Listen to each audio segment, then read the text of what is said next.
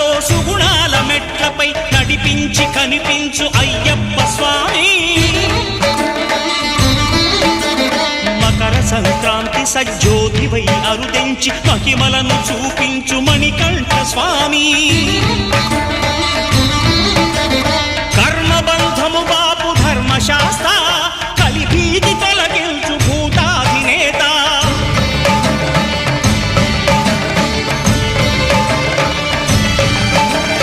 అయ్యప్ప దేవాయ నమః అభయ స్వరూపాయ నమః. ఆద్యంతరహితమో నీ విశ్వరూపం అజ్ఞానతిమిరం నణచు శుభదీపం. ఈ 4 దిక్కులు 14 భువనాలు పడిమెట్టుగా మారే ఇదో అపురూపం.